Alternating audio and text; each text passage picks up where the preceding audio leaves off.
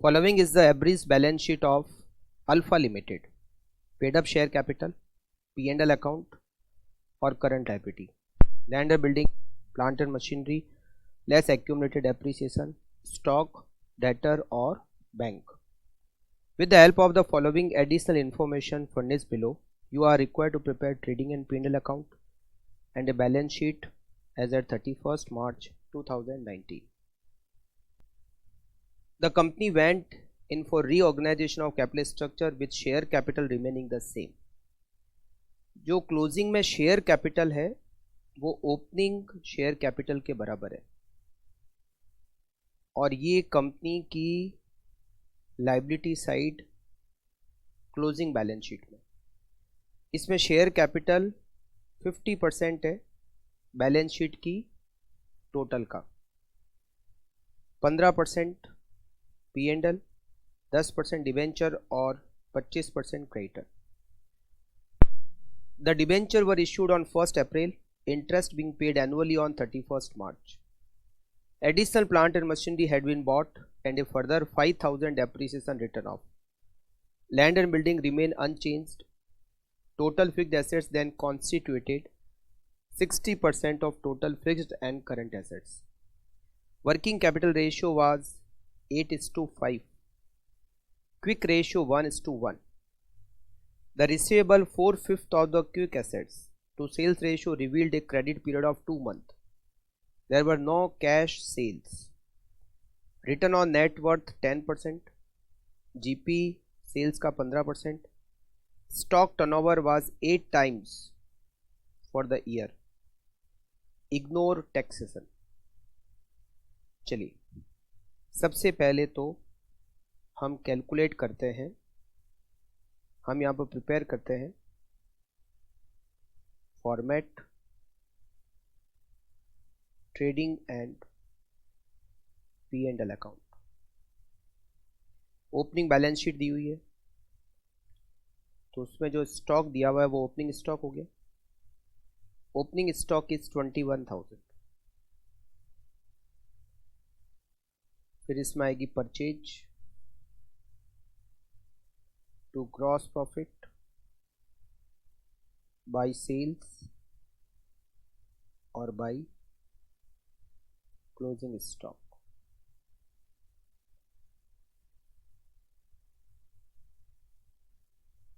Bye gross profit to operating expenses. यहाँ पर interest की कॉस्ट दे रखी है, डेप्रीसिएशन 5,000 हमें दे रखा है,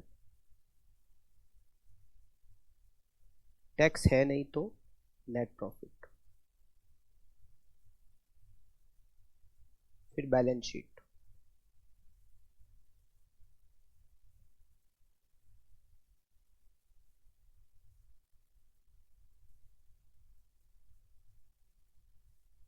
शेयर कैपिटल जो ओपनिंग में है उतनी क्लोजिंग में 1 लाख और ये टोटल का 50% है। इसका मतलब बैलेंस शीट की टोटल 2 लाख, 50% शेयर कैपिटल हो गया 1 लाख। फिर इसमें रिजर्व एंड सरप्लस 15%, P&L है मतलब केवल 15%। 15% P&L हो गया 30,000, 2 लाख का। 10% डिवेंचर मतलब 20,000 के डिवेंचर हो गए, 7% डिवेंचर। इस पे इंटरेस्ट की रेट 7% है तो 20,000 का 7%, 1,400 रुपये इंटरेस्ट के हो गए। और क्रेडिटर 25%, 2 लाख का 25%, 50,000 के क्रेडिट हो गए।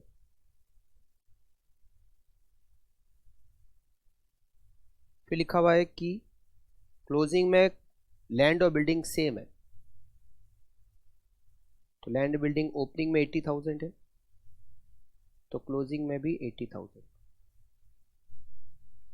Plant and machinery balance sheet की जो टोटल है वो 2 लाख है, उस 2 लाख का 60% फिक्स्ड एसेट्स है तो 2 लाख का 60% होता है 1/20। 1/20 में 80,000 लैंड और बिल्डिंग है तो 40,000 की प्लांट एंड मशीनरी हो गई। प्लांट एंड मशीनरी की ये वैल्यू दे रखी है 50,000 दे रखी है। हमने डेप्रीसिएशन ओपनिंग तक कितना लगा रखा है 15 और इस बार और लगाया 5, तो ये हो गया 20।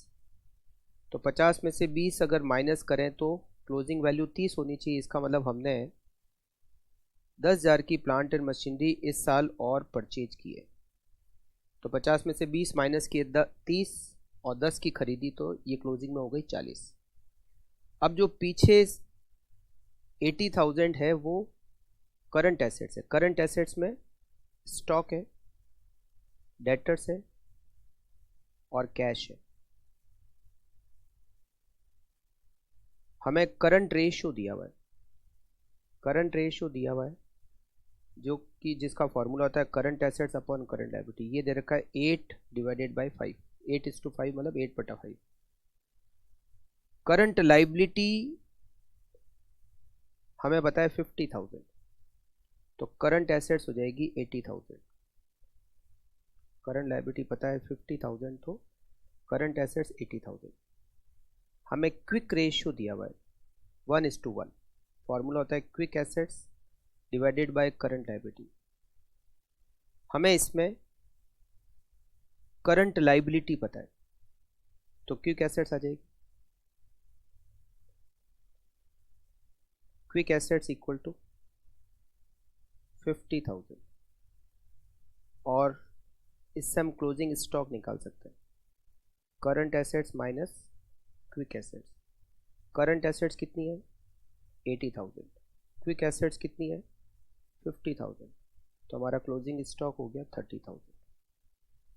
तो यहाँ बैलेंस शीट में 30,000 और यहाँ भी हम लिखेंगे 30,000। क्विक एसेट्स में 4/5 रिसीवेबल से मतलब डेटर से, तो हमारी डेटर्स आ जाएंगे इससे। Debtor equals to quick assets 50,000, इसका 4/5 होता है 40,000, तो बची हुई हो जाएगी कैश। 50,000 माइनस 40,000, बचा हुआ कैश हो जाएगा 10,000। 40,000 के डेटर्स हो जाएंगे और 10,000 की कैश हो जाएगी।